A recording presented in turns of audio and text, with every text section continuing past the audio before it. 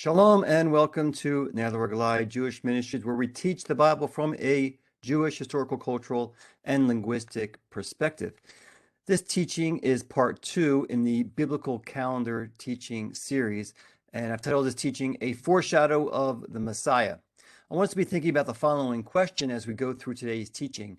What do biblical holy days, agriculture, and the Messiah all have in common? So hopefully we'll have a clear answer to this question after we go through this teaching. Now, in the previous teaching, we focused on the Gregorian calendar as we're trying to understand the biblical calendar and comparing it to what's in the Bible.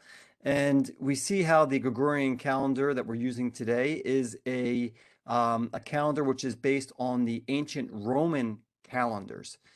Now, the Gregorian calendar is a solar calendar and is a highly accurate yearly calendar. It's based on the sun, but the months are simply made up months, right? It's not based on the moon.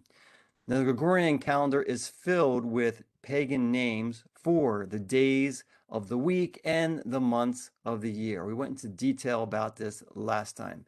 And this is just simply understanding the history of the calendar that we use today, the Gregorian calendar. Now, despite the pagan roots, this is a calendar that is used internationally, right? And I just want to say that I'm not trying to start a movement against the Gregorian calendar. It's something we use in the world today, and we can accept it as a tool for counting our days, months, and years, and use it on an international scale. It's similar to money, right? Money is something we use every day, like a tool in this world, but we're not to worship that tool. We accept that it has pictures and writing on it that we may not always agree with, but it's part of this world system. Now, when Yeshua was asked about paying taxes to Caesar 2,000 years ago, he responded by asking the questioners to show him a coin, and then he responded in the following manner, as was recorded in Matthew chapter 22. And he said to them, "Whose likeness and inscription is this?" They said to him, "Caesar's." Then he said to them, "Then render to Caesar the things that are Caesar's, and to God the things that are God's." Very famous quotation from our Messiah, Yeshua, right? And so there are things like money that we use daily in this world. We may not agree with the picture on the coin or the dollar bill or the whatever that source of money may be, but we recognize it's part of this world system.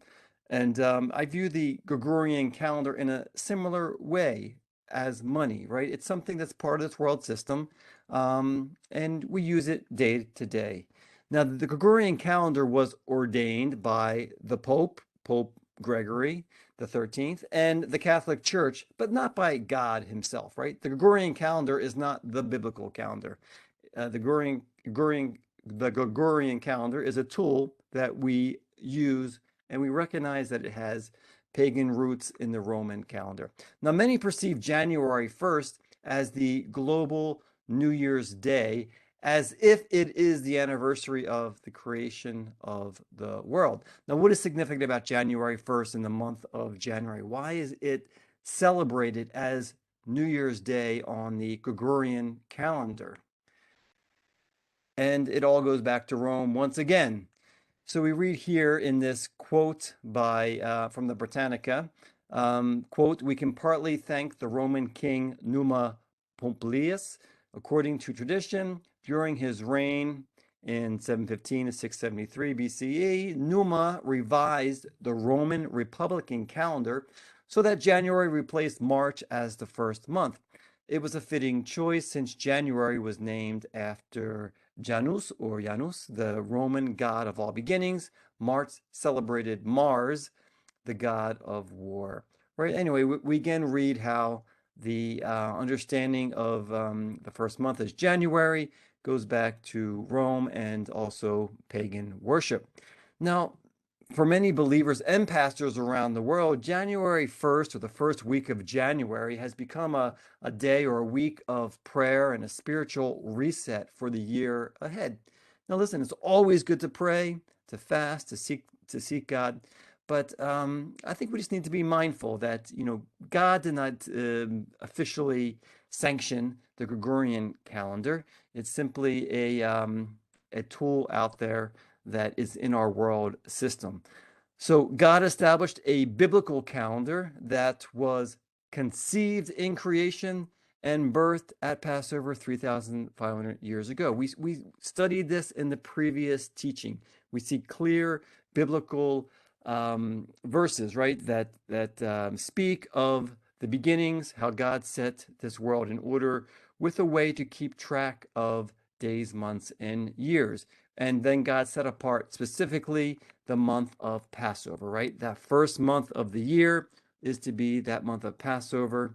And just to mention, God never commanded to observe a New Year's Day, right? That's a tradition that has evolved over the years, which is widely celebrated on January 1st, but it's not, God never said celebrate the first day of the month, even of Passover. He said the month of Passover is to be the first month of the year. So it's important to understand the details.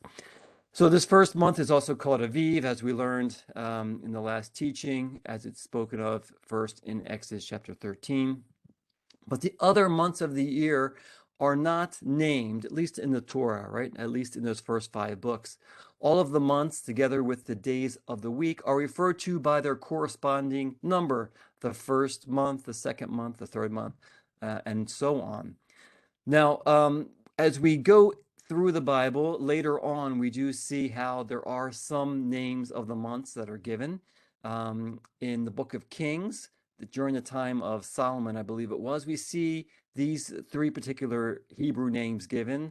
We see the name Ziv, which means brightness, for the second month.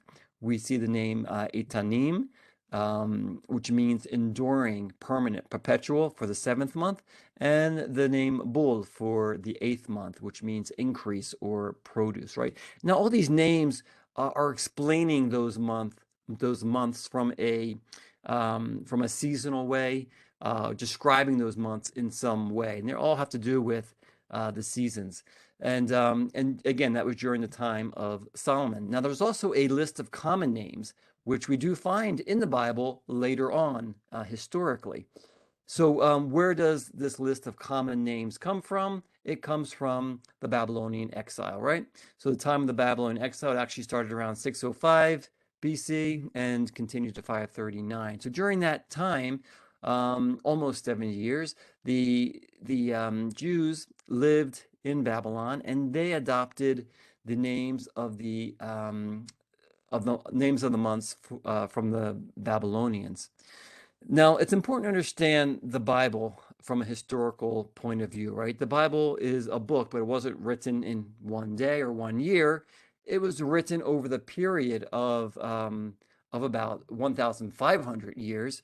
And so, for example, in the Torah, where we first see the month of Passover chosen, right, in Exodus 12, and then later the months are defined more in Leviticus 23. This is in about the year 1450 BC. And then during the time of the kings, we see those 3 names that were given in First Kings, and that's about the year 950 BC. And then during the Babylonian exile, when the Babylonian names were adopted, that was in about the year, let's just say 550, to give an average year, right? And so we just see how the names eventually got adopted almost 1,000 years after God originally set apart that first month of Passover, right? So we just understand it from a historical perspective. So the Babylonian names for the months of the year were adopted into the Hebrew language, into the text of the Bible, and into Jewish culture. They're kind of just got woven in there through time. And they started to be used during that time of the Babylonian exile, and they continue until today. Today we speak of the months of the year, both in terms of numbers, first, second, third, as well as using those Babylonian names. And here are those particular names. These are the 12 names given, right? And you can look at them more on your own and even find them on the web. Now, the Hebrew calendar of today is a product of the teachings in the Bible and Jewish history, right? So it kind of bridges those 2 things. And we'll be talking about that a little bit more in this teaching here. So there are generally 12 months per year on the Hebrew calendar, but there's also an added leap month to maintain the proper number of days per year. And so we see a kind of an outline of the calendar here corresponding to the Gregorian calendar today. Now, how many months are there in a year? Now, there are either 12 or 13 months per year on the Hebrew calendar, depending on the year, because there is this added leap month, which is called Adar Bet or Shtaim. So the 12th month is called Adar, and if there's a 13th month, it's Adar number 2, right? So just understand that's how we refer to it in the Hebrew language. The traditional way that the Hebrew calendar has been maintained is by following the Metonic cycle, which has 7 leap months and a cycle of 19 years. I'm just going to be explaining this a little bit because it is the way that the Hebrew calendar continues, and I think it's just important to understand this concept even as simply as we can in this little teaching here. Now, by using the Metonic cycle, the month of Passover constantly remains in the spring season where God has ordained it, because a lunar year, there is no exact lunar year. It's difficult to calculate. And for example, a Muslim calendar uses the lunar year or the lunar cycles, lunar months, but they actually lose that, I believe it's 11 days a year. So after a period of about 32 years, they actually go all around the seasons of the year. So they don't have that method of keeping, certain months in the seasons. But the Metonic cycle that the Hebrew calendar uses keeps Passover in the spring season where God has ordained it, right? So the lunar months and seasons are averaged into a solar year via or by means of this unique rendering of a 19-year Metonic cycle, right? So the Hebrew is considered a lunisolar calendar. It's a lunar calendar, but it keeps in step with the yearly solar year. The year based on the sun. Okay, now the lunisolar Hebrew calendar is quite accurate, as we read here in this following article of Science Direct. We read this quote: "The fact that 19 mean solar years, mean meaning average solar years, contain almost precisely 235 lunar months, the Metonic cycle, makes such a lunar solar calendar possible. The accuracy of this calendar is examined. It is shown that despite the approximations necessary to provide a fixed calendar, the Hebrew calendar's mean lunar month duration discrepancy from current astronomical values amounts to only 1 day in 14,000 years." So the Hebrew calendar based on the Metonic cycle is fairly accurate, which is a good thing. So according to the Hebrew calendar, it is the year 5782, right? And that's counting back from Adam and Eve. And so this year, 5782, corresponds to the year 2022 that I'm recording this teaching. So the Hebrew calendar is derived from the biblical calendar, which God gave to the Israelites, and is best summarized in Leviticus 23. We'll be looking in Leviticus 23 in some detail, kind of summarizing it and understanding the dates given in it. So the first thing that God emphasized in the biblical calendar, as we saw in the previous teaching in Leviticus 23, is the definition of a 7-day week. We see that in Leviticus 23, 1-3, right? God says, work 6 days, and then the 7th day is to be a Sabbath day of rest, and it's to be a day set apart to the Lord, right? And we saw in the previous teaching how this is so important. It's such a simple thing that we may take for granted today, right? But it's something that God really had to re-educate his people regarding, because as we saw that as documented in history, there have been these different constructs of a week. We have the 8-day week of the Romans and the 10-day week of the Egyptians. That's what the Israelites were coming out of. And so for 400 years, they were living under the society with a 10-day week. God's saying, no, there is a 7-day week, right? So we need to understand the system that God has given us, because the 7-day week, including that Sabbath rest, is God ordained and is intended to keep our lives focused on God the Creator, right?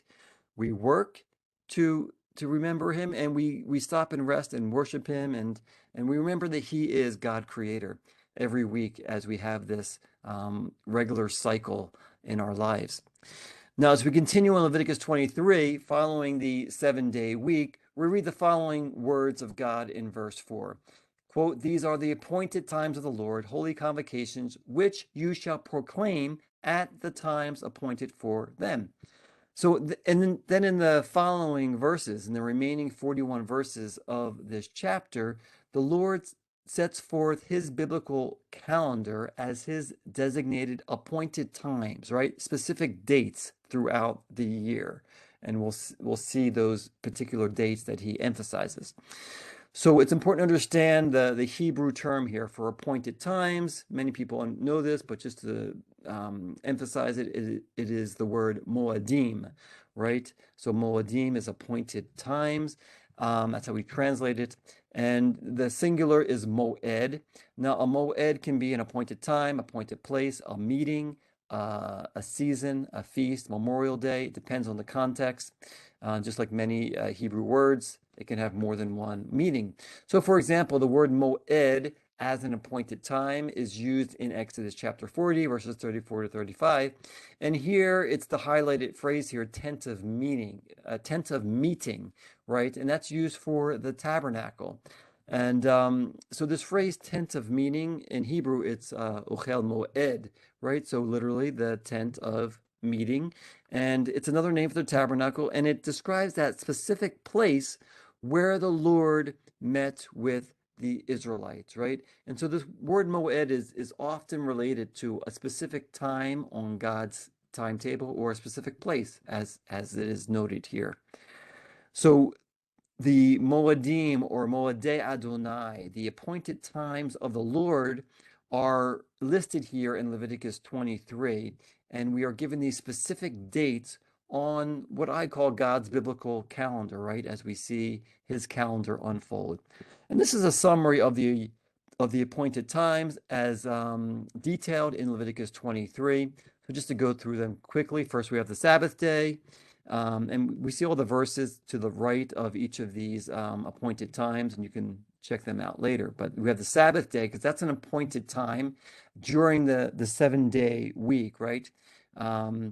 And God said to spend time with him one day a week, to set aside that day. That's an appointed time. So then we have the Passover, the Feast of Unleavened Bread.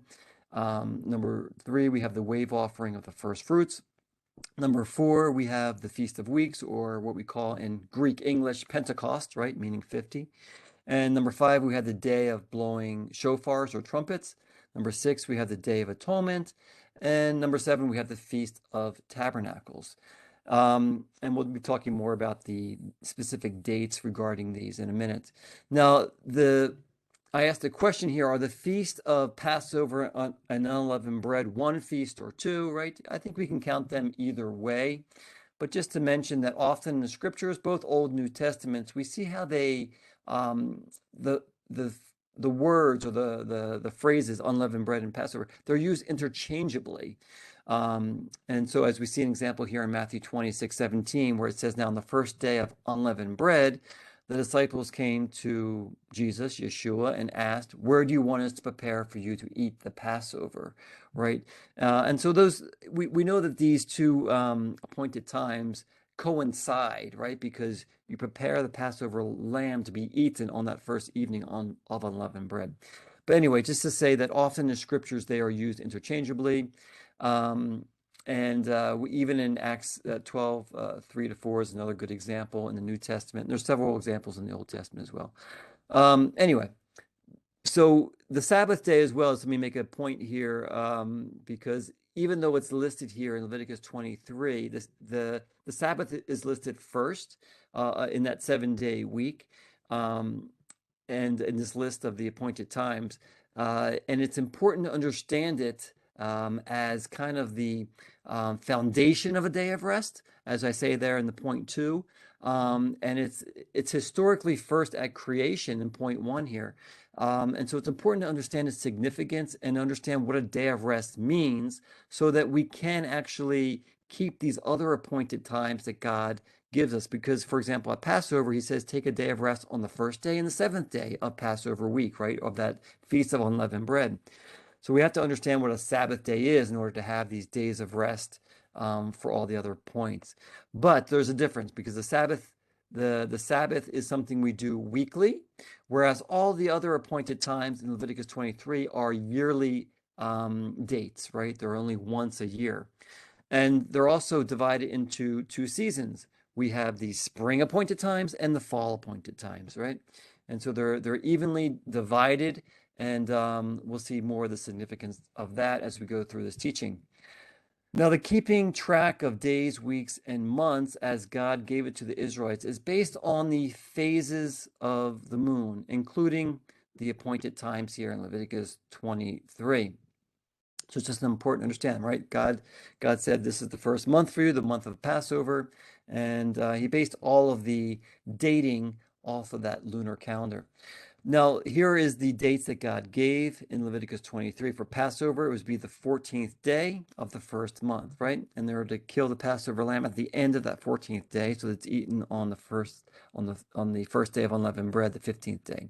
The Feast of Unleavened Bread is a 7-day feast from the 15th to the 21st in the first month.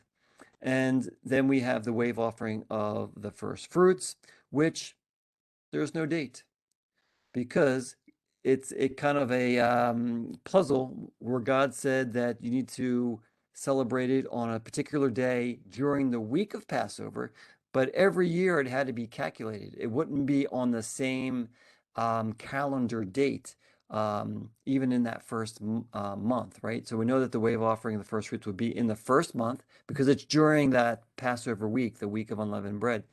But I'm not going to go into details of explaining that now. I have another teaching on my website explaining the way you figure that out. There's some discrepancies, but I think it's clear as we look into the scriptures. Anyway, so that the wave offering of the first fruit is dependent on how Passover and the Feast of Unleavened Bread fall on the calendar and which days it falls on in a particular year. And then the Feast of Weeks, or Pentecost, number 4, is also dependent on 50 days after the wave offering of during Passover week. So these last 2 are dependent, right, on when does Passover fall. So it's an important calculation. So all of the spring appointed times, which we just read there, are connected and dependent on one another for dating. And this is providence. It's not coincidence, right? God ordained this, that they are connected, and we see how they are fulfilled later on in this teaching. But all of those appointed times of the spring feast, which I just mentioned here, they happen in the first month and then in the third month, just because it's 50 days later, right? So you have the second month in the middle there. Okay, so that's the spring feast. Then we have the fall appointed times, and we have the dates given as well here, beginning with number 1, the day of blowing shofars or trumpets, which happens on the first day of the 7th month. So the 7th month beginning from Passover, right? And then we have the Day of Atonement on the 10th day of the 7th month, and the Feast of Tabernacles on this, which is a 7-day feast from the 15th to the 21st of the 7th month, and a special assembly on the 8th day. So all of these fall appointed times occur in the 7th month, just in one month, and they're all within, a couple weeks of each other here. So for what reason or reasons did God give these specific appointed times to the Israelites based on a lunar calendar, right? Why didn't he say follow the sun? Well, the simple answer is it's only by means of tracking the phases of the moon that we have a calculation of months, right? You don't have months on a solar calendar, really. You have to make them up. You have to invent them. The moon gives us months. That's the word months is based on moons. Now, another reason is the specific dates and appointed times in Leviticus 23 outline the agricultural year and seasons in the land of Israel and provide reminders to stop and thank God. So God gave these specific months and days to provide a agricultural calendar in the land of Israel. And just to emphasize that and to show how in the scriptures it really highlights this, right? We see this agricultural perspective detailed in Exodus 34, verses 21 and 22, where it says, "You shall work 6 days, but on the seventh day you shall rest. Even during plowing time and harvest you shall rest. You shall celebrate the Feast of Weeks, that is the first fruits of the wheat harvest, and the Feast of Ingathering at the turn of the year." So the biblical calendar, in a sense, here is explained in terms of agriculture. And God says to plow and harvest, right? Cultivate the land, but take weekly Sabbath rest. No matter what's going on, every week you need to have a Sabbath rest. And he also talked about the Feast of Weeks, which happens in the spring, and how that's a first fruits of a wheat harvest, right? Of the wheat harvest. And so we, again, see it in terms of agricultural language here. And then we have the Feast of Ingathering. What's the Feast of Ingathering? It's another name for the Feast of Tabernacles, right? And it happens at the end of the harvest season, usually in September or October. And so it's called the Feast of Ingathering because all the crops are brought in around that time of the year. And so God uses these agricultural terms to explain the appointed times.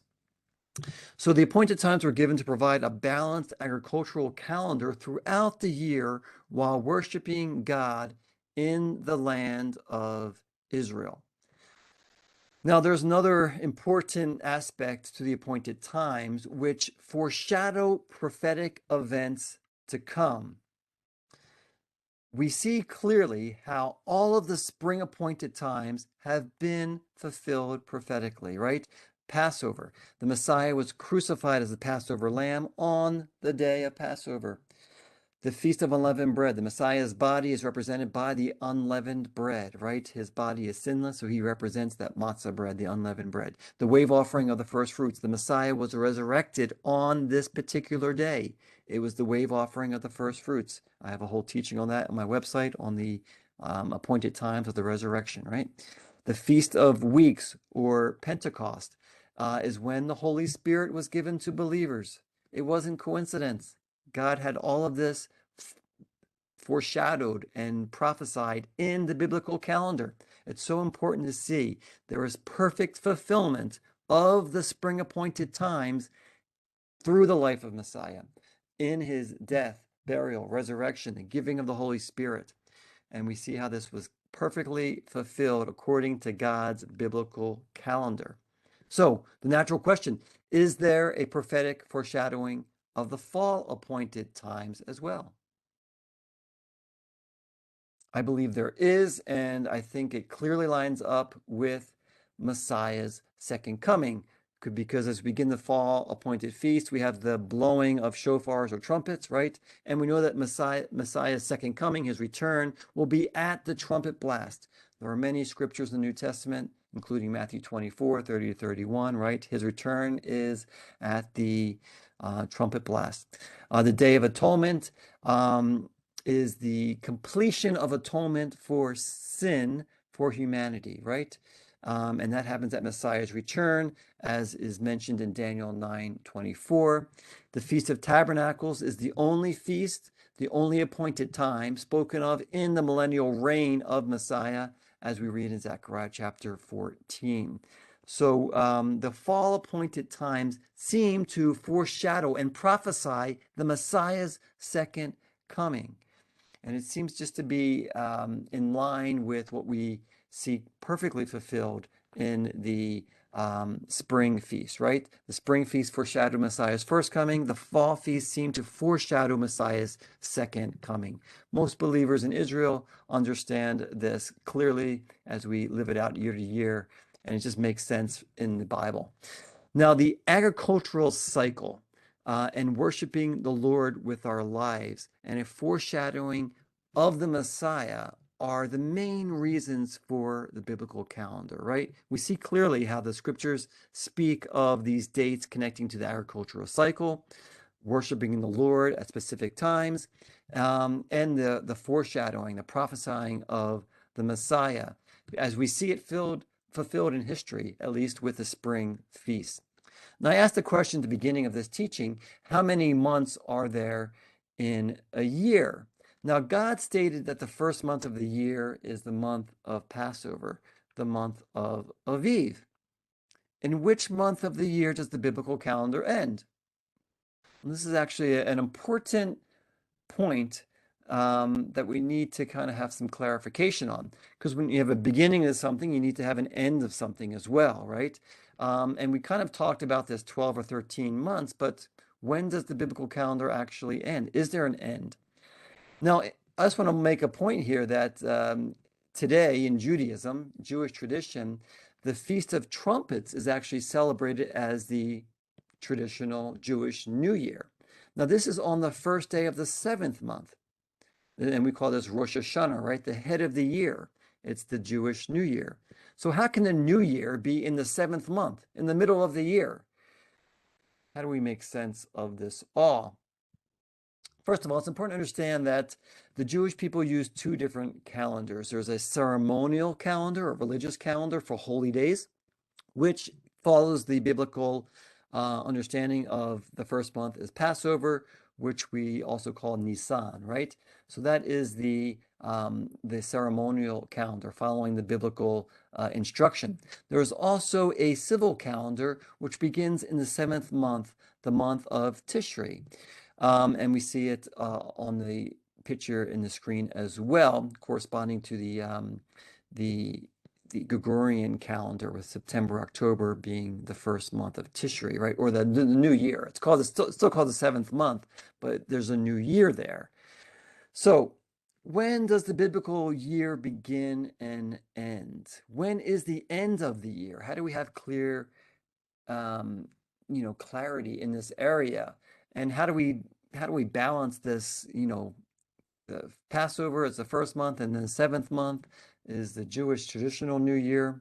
Is there any way to make sense of this?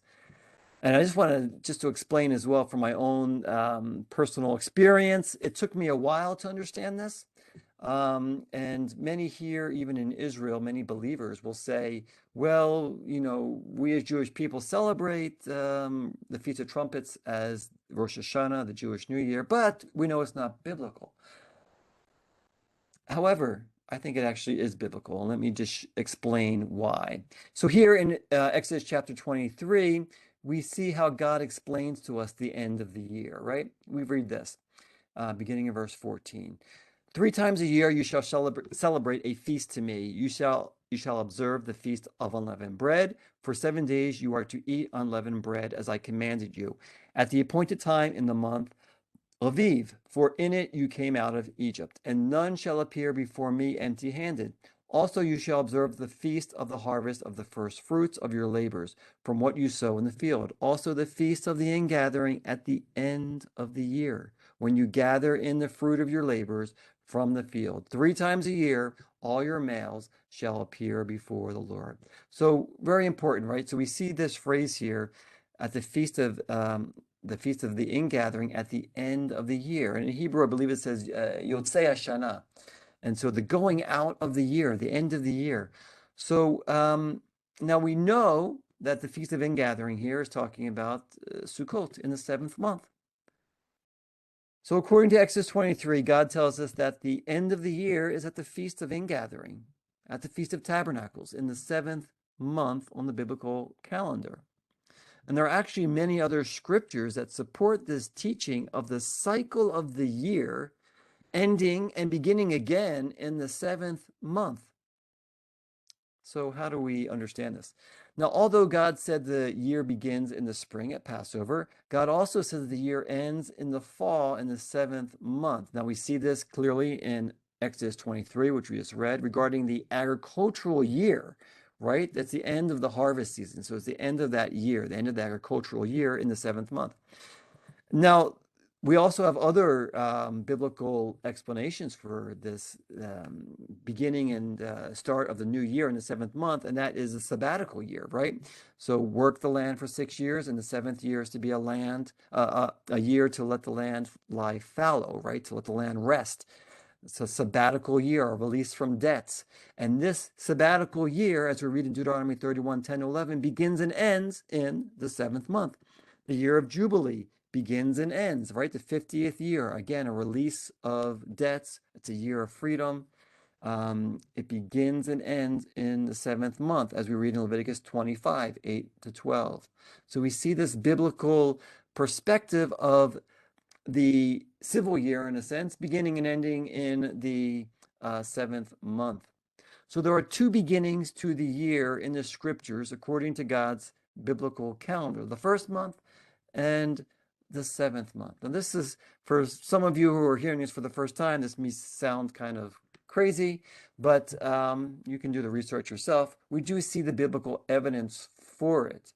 Now, let me just continue to explain here. This biblical concept of two beginnings of the year in the same calendar year is a biblical mystery that is both practical and prophetic. Now, the beginning of the year in the 1st month, right, Passover, and the end of the year in the 7th month is obviously marking the agricultural seasons in the land of Israel, but it's also prophetic, right? So first of all, God was saying that this was marking the agricultural year from the beginning of, the first fruits until the end of the harvest season. So that's clear, and that's the practical understanding. But there's also a prophetic understanding. We need to understand that as well.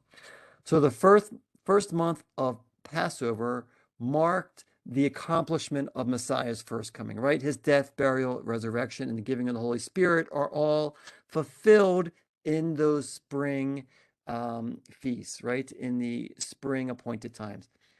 The 7th month of the fall feast appears to foreshadow Messiah's second coming, right? And so again, we see how these two beginnings are connected to the life of Messiah, his first coming and his second coming. And just as the spring feasts give us the sacrifice and the hope of resurrection and the giving of the Holy Spirit through his life, the second coming gives us that hope of being gathered together to him, and that beginning of the millennial reign as well, right? So it's a new beginning in the 7th month. So God's biblical calendar, it's not black and white. It contains mystery and invites us to understand what God is communicating to us through his appointed times. In Genesis 1, 14 and 19, we read how God created the sun, moon, and stars for signs, seasons, days, and years. Although God's biblical calendar is based on the phases of the moon, we must understand a calendar year in agreement with the sun, right? They're not opposed to each other. We have to understand them together. We read this in the book of Psalms in Psalm 104:19. He made the moon for the seasons. The sun knows the place of its setting, right? The moon guides our year in the seasons and specific days throughout that year, while the sun guides our years. It is not one or the other, but rather a working together of both the moon and sun so as to understand the biblical calendar. We need to put it together. God gave us a mind to use, and men have done this, right? We understand how these work together. Wherever one lives on the earth, the agricultural seasons may be different, and we may use different daily calendars, right, to work our land and for different things. However, God's appointed times on his biblical calendar are universal regarding his plans, especially regarding salvation. In understanding the appointed times on God's biblical calendar, we align ourselves with God's spiritual plan for humanity through the Messiah. God gave this detailed biblical calendar, right, especially in Leviticus 23, with these specific dates that were a foreshadow of something greater. Now we read these words in the letter to the Ephesians, in Ephesians 1, 7 to 10, regarding our status and position in Messiah, right? In him, we have redemption through his blood, the forgiveness of our trespasses, according to the riches of his grace, which he lavished upon us in all wisdom and insight, making known to us the mystery of his will, according to his purpose, which he set forth in Messiah as a plan for the fullness of time, to unite all things in him, things in heaven and things on earth, right? So God has been weaving together this amazing plan that includes the appointed times to reveal the Messiah. The purpose and plan of God are woven throughout the prophecies of the Bible, and the life of the Messiah is mysteriously foreshadowed in the biblical calendar. And hopefully we see here how agriculture and the holy days and the Messiah all work together to give us understanding of God's ultimate plan of forgiveness and salvation. So this is the conclusion to the biblical calendar, part 2, a foreshadow of the Messiah. And we see how this amazing, elaborate calendar that God has given us really shows his plan of salvation for humanity. Thank you so much for being part of this teaching today. Here are some of the resources I used in preparation for this teaching. I want to encourage you to share the teaching with others if you find it beneficial, and please consider a donation to Nether Goliath so that we can continue to teach God's word from the Jewish historical, cultural, and linguistic perspective. Thank you so much, and see you again next time.